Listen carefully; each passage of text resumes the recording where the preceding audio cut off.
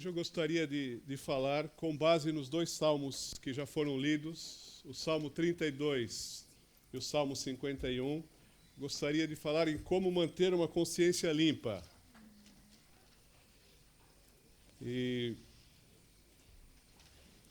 há um conto escrito por um autor americano que o nome é Coração Revelador.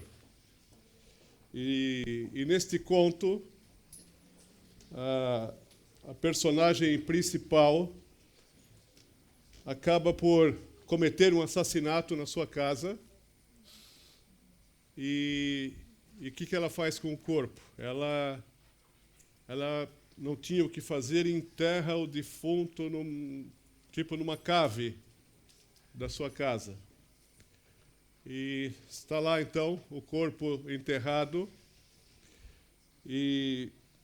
Mas, para desespero do assassino, ela começa a ouvir a batida do coração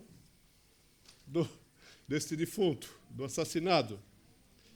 E essa batida do coração aumenta de intensidade, fica cada vez mais forte à medida que o tempo passa, e especialmente à noite, então, quando o assassino está na cama.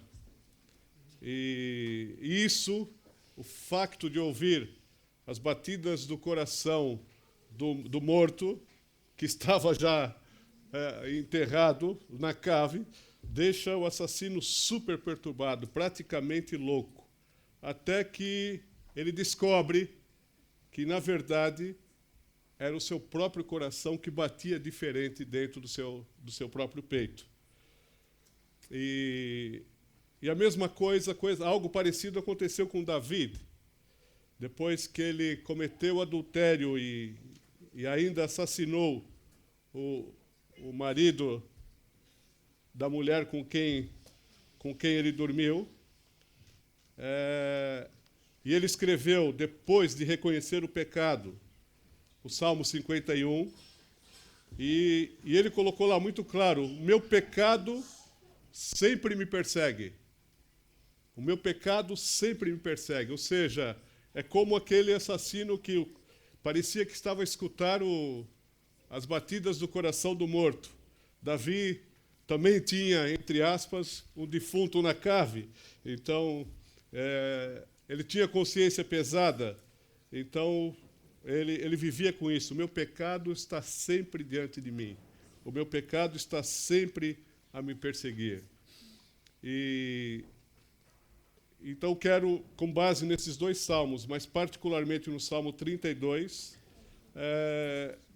gostaria que nós meditássemos um pouco como manter uma consciência limpa. Então, vamos abrir no Salmo 32 e deixa o 51 de jeito, de vez em quando vamos lá. Os salmos já foram lidos e vamos só seguir os ensinamentos que podemos extrair, particularmente do Salmo 32. Vamos orar mais uma vez. Senhor, obrigado pela Tua palavra, que já foi lida, e ao meditarmos nela agora, pedimos a assistência do Teu Espírito Santo, para que ela possa fazer sentido profundo no nosso ser e transformação para as nossas vidas. Então ajuda-nos, ó Pai, em nome de Jesus. Amém. Então, a primeira coisa que nós vemos no Salmo 32, olha os versículos 1 e 2 que eu vou reler. Como é feliz aquele que tem as suas transgressões perdoadas e seus pecados apagados. Como é feliz aquele a quem o Senhor não atribui culpa e em quem não há engano ou não há hipocrisia. A primeira coisa que nós vemos nesses dois versículos é a felicidade, a alegria de ter uma consciência limpa. Aliás, na versão que foi lida aqui, fala exatamente isso, é usada a palavra consciência.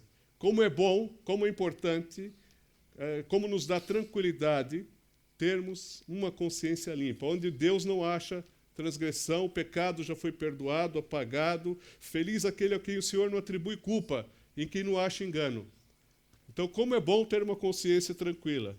Alguns dizem que é o melhor remédio para dormir à noite, é ter uma consciência tranquila, né? Nós deitamos e nada nos preocupa e nos toma a mente, especialmente em caso de pecados e de transgressões à lei do Senhor. Então, não temos culpa, não temos vergonha quando a consciência está tranquila, somos livres, temos liberdade, a comunhão com Deus, que é santo e que não tolera o pecado, ela existe.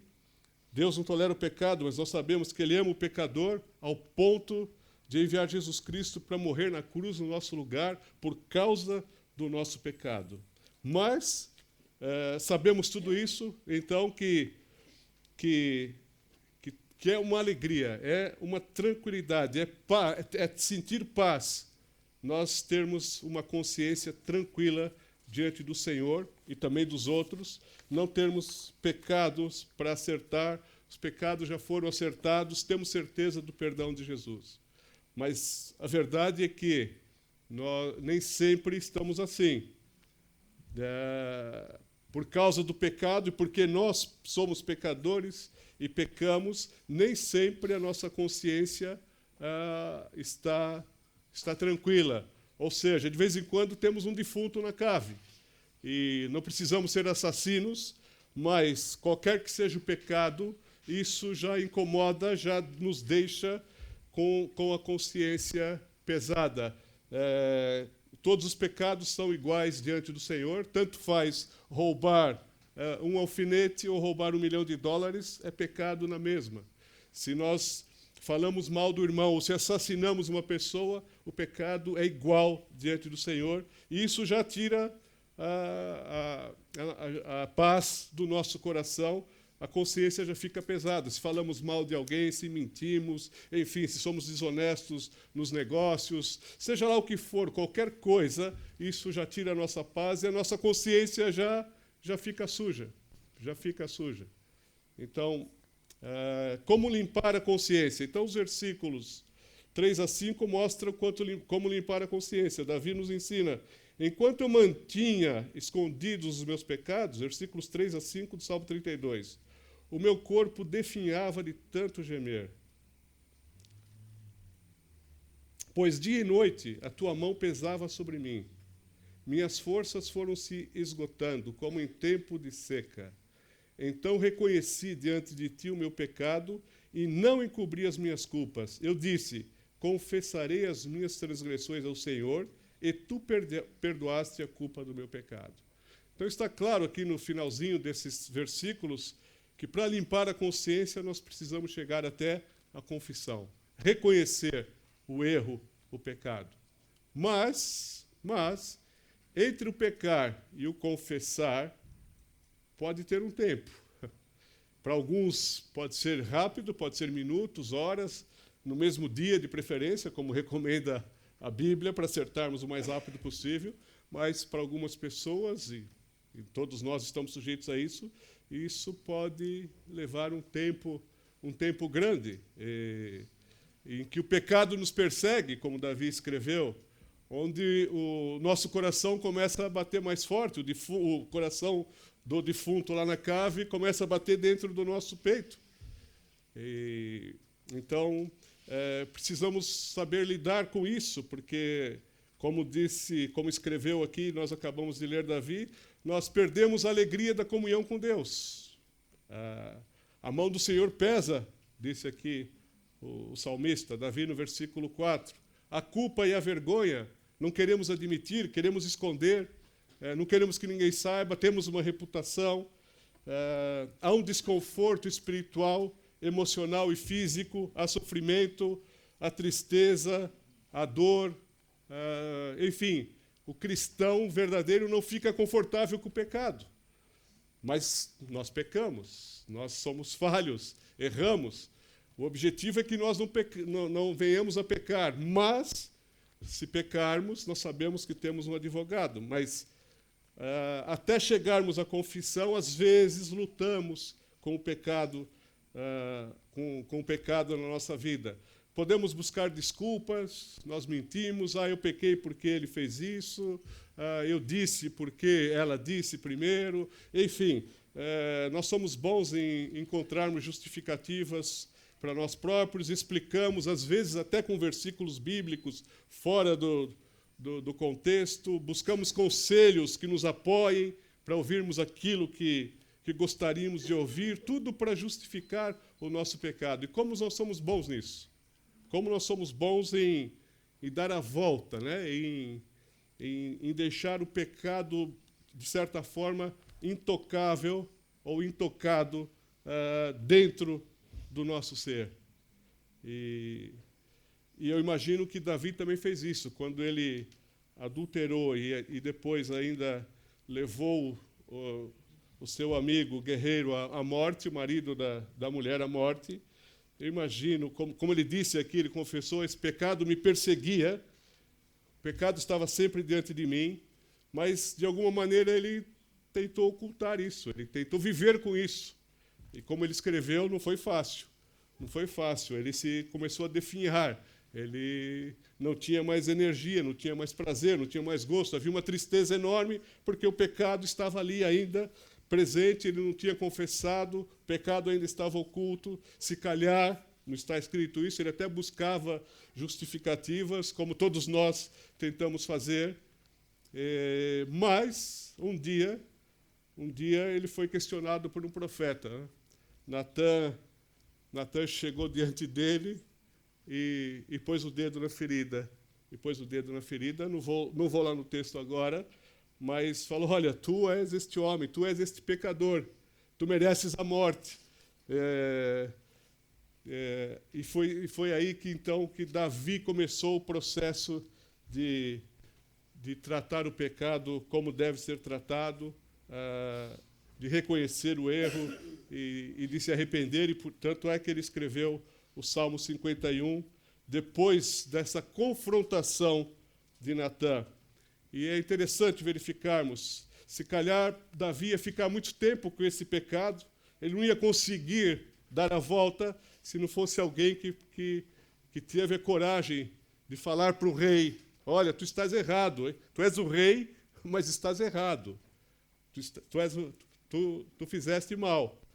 E como nós precisamos de amigos assim, né? Que possam chegar até nós e falar, olha, tu estás errado, isso não está certo. E que também, como é importante que nós possamos fazer isso com os nossos amigos, né? Olha, tu não está certo, não é assim. Olha, isso que fizeste não está correto. Como nós precisamos disso e podemos ser essa pessoa, esse Natã, para ajudar as outras pessoas a darem a volta, a sair dessa situação aflitiva que é manter o pecado na vida, que é não tratar adequadamente o pecado. Gálatas 6:1 fala isso muito bem. Se nós olharmos lá, em Gálatas 6:1,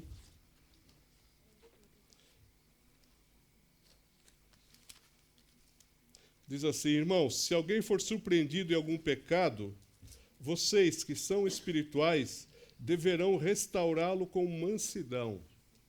Cuide-se, porém, cada um, para que também não seja tentado.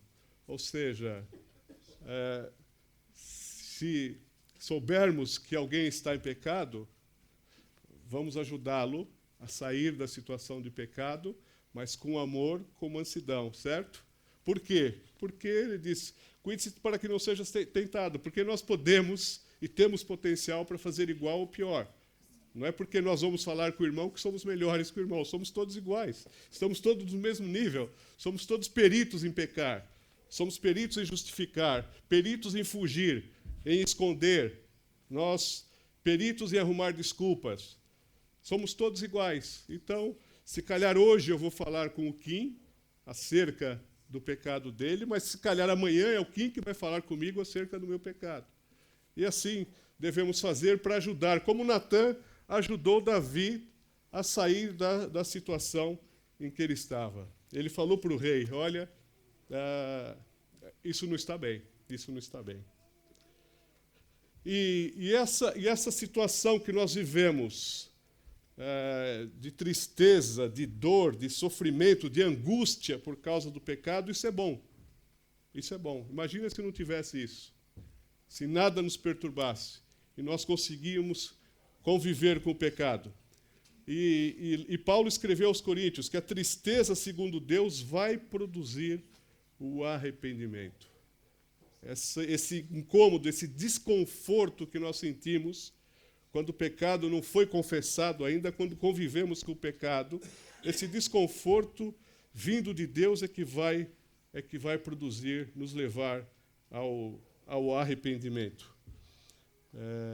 Então, temos que estar abertos, então, e deixar que estas situações nos levem ao arrependimento, não endurecer o nosso coração. E Davi, lá no Salmo 51, se puder ir um pouquinho para frente, estamos no 32, mas vamos no 51, ele disse lá no versículo 4, ele começou a reconhecer que tinha que recorrer ao Senhor. Contra ti, só contra ti pequei, e fiz o que tu reprovas, de modo que justa é tua sentença, e tens razão em condenar-me. Então ele sabia que Deus tinha razão em condená-lo, se assim fosse. E ele diz ainda, sei que sou pecador desde que nasci. Sim, desde que me concebeu a minha mãe. Ele reconhece o pecado nele. Não é como alguns hoje que dizem que a natureza humana é boa, que o ser humano é bom. Não, não é. A natureza humana é pecadora. Versículo 6, sei que desejas a verdade no meu íntimo, e no coração me ensinas a sabedoria. Então, ele percebeu que não adianta dar voltas, mentir, justificar. Ele quer a verdade que vem de dentro para fora. E ele reconhece, olha, purifica-me, no versículo 7, com hisopo e ficarei puro, lava-me, e mais branco do que a neve eu serei. Ele reconhece que ele precisa do Senhor. Ele reconhece que Deus é misericordioso. E ele começa o Salmo 51 pedindo, clamando por misericórdia. Então, não há nada a fazer. Nem sacrifícios adiantavam. Não adianta nós queremos fazer alguma coisa para compensar o erro, para compensar o pecado. E o próprio Davi diz isso. Olha, sacrifícios, lá no versículo 16. Não te deleitas em sacrifícios, nem te agradas em holocaustos, senão eu os trarias. Os sacrifícios que agradam a Deus são um espírito quebrantado, um coração quebrantado e contrito, ó Deus, não desprezarás. Então, é isso. Deus não quer que a gente faça nada para consertar, para compensar diante de Deus o erro. Claro, nós podemos depois consertar aquilo que nós fizemos, mas para conseguir o favor de Deus não há nada a fazer. Simplesmente um coração contrito, um interior esmagado, um desejo de mudar de dentro para fora. E aí sim, quando o coração está assim, contrito, esmagado, quebrado, quebrantado, nós paramos de culpar os outros, nós não temos mais desculpas, nós assumimos finalmente a responsabilidade pelo pecado. E como Davi fez, olha, eu pequei, eu sei que eu fiz o que não te agrada, eu sei que eu estou errado. Aí nós paramos de colocar as desculpas. Olha, eu fiz porque ele falou, ela disse primeiro, depois eu disse. Eu tive que fazer um negócio, ganhar aquele dinheiro porque eu precisava de dar comida para os meus filhos, e assim por diante. Nós paramos com as desculpas. Nós assumimos a responsabilidade pelo pecado. E isso é difícil. Isso precisa coragem. E Davi precisou de ajuda. Sozinho ele não conseguiu, precisou do profeta. Se calhar alguns de nós também precisa de alguma coisa, de um toque, se calhar do Espírito Santo hoje, para assumirmos a responsabilidade pelo nosso pecado. Porque a nossa tendência é fugir, é ocultar, é esconder, é arrumar desculpas, é pôr a culpa nos outros, etc, etc. É difícil, é difícil. E todos nós, em alguma área, nós erramos.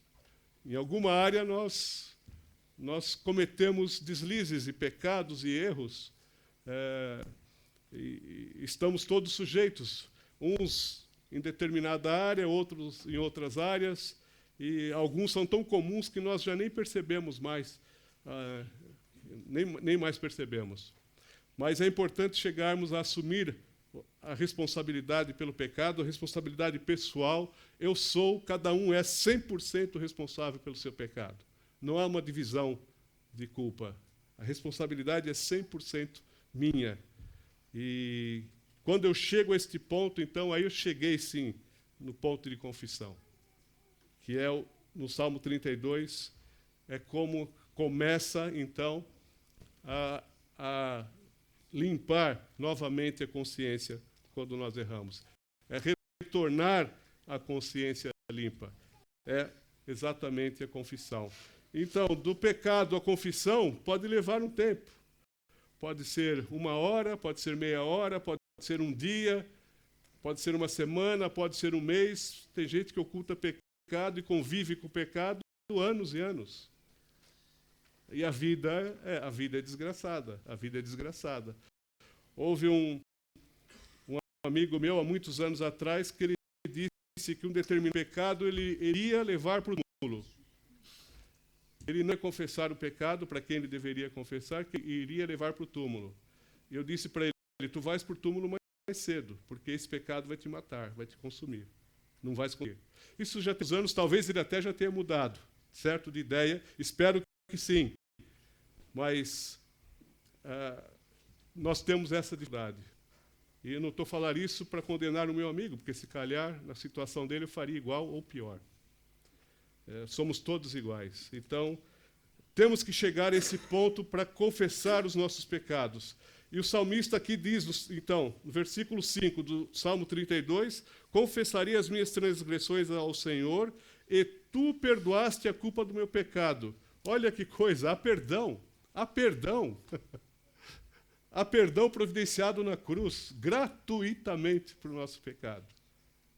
Há perdão.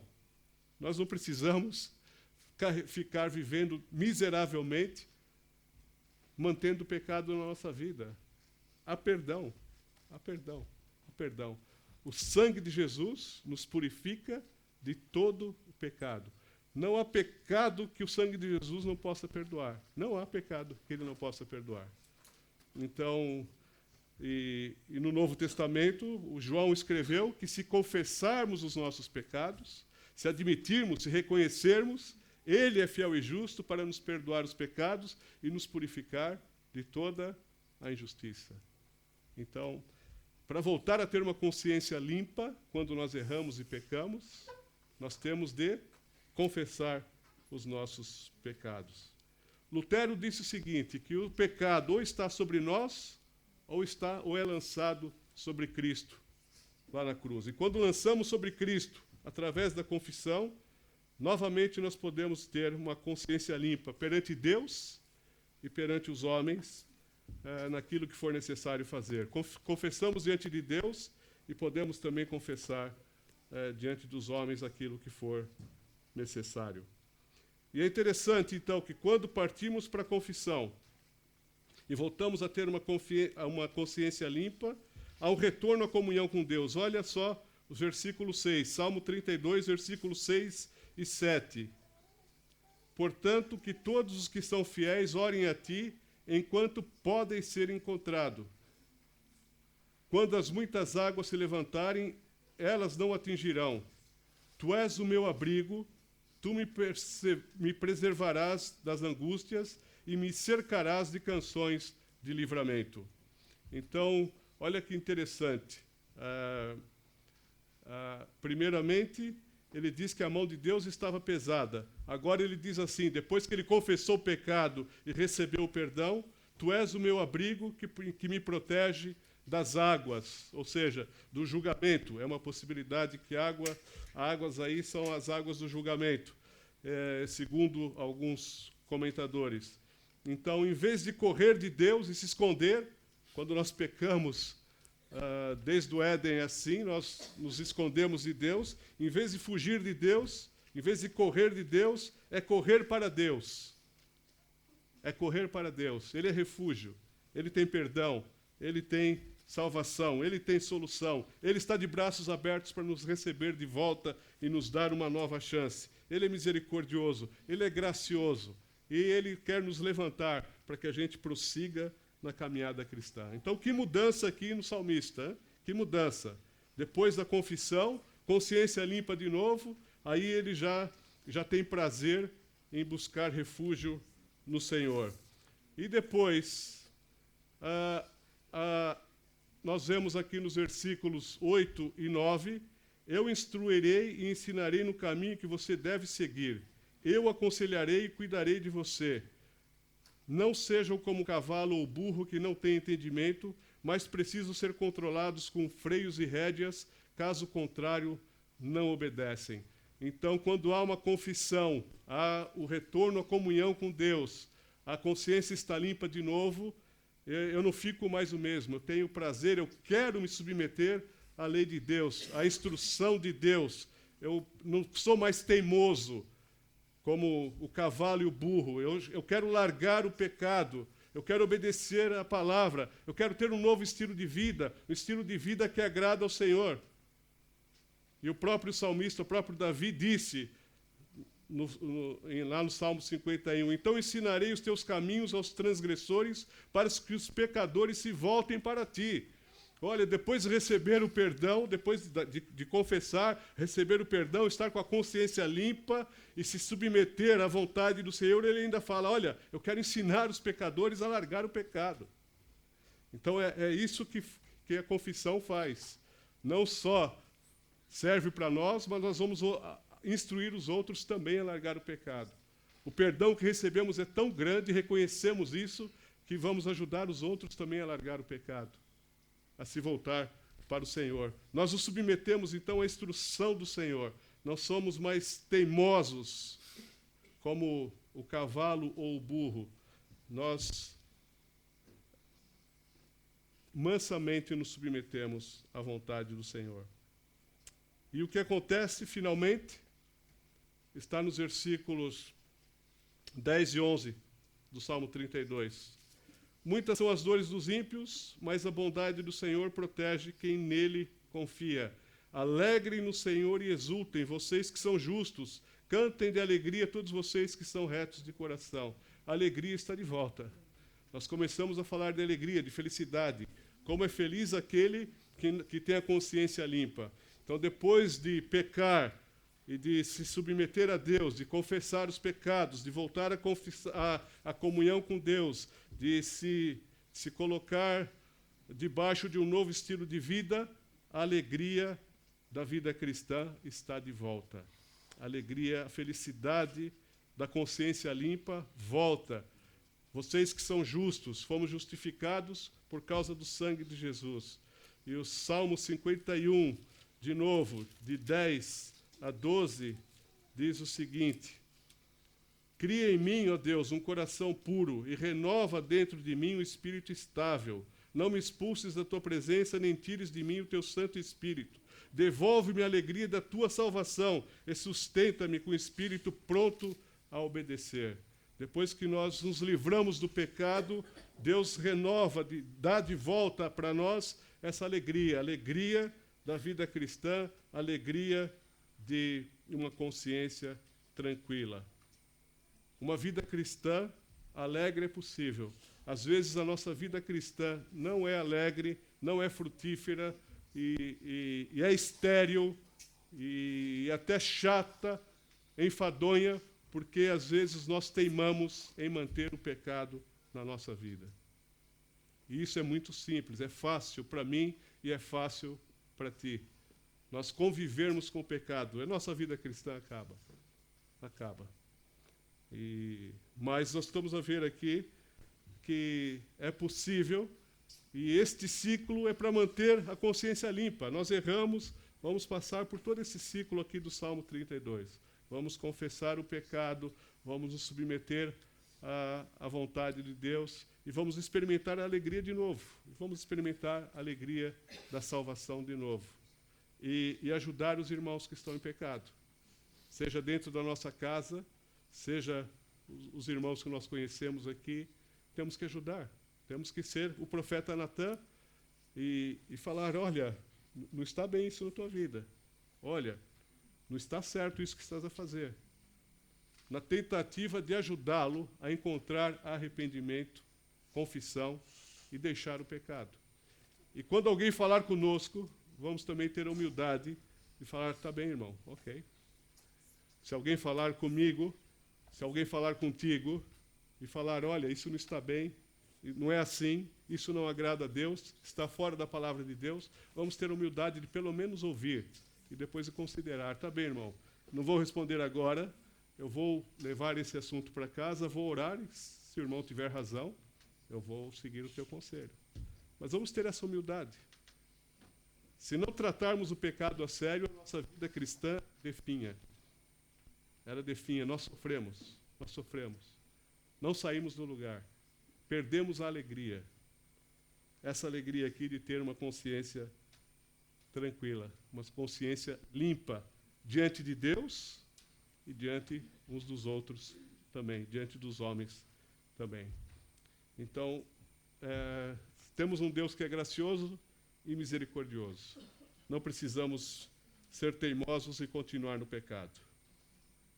E podemos assumir uma mudança em Cristo hoje, se for necessário. E é possível limpar a consciência de novo, sempre que for necessário. E que assim seja na minha vida e na vida de cada um que está aqui. Amém? Vamos orar por isso? Então,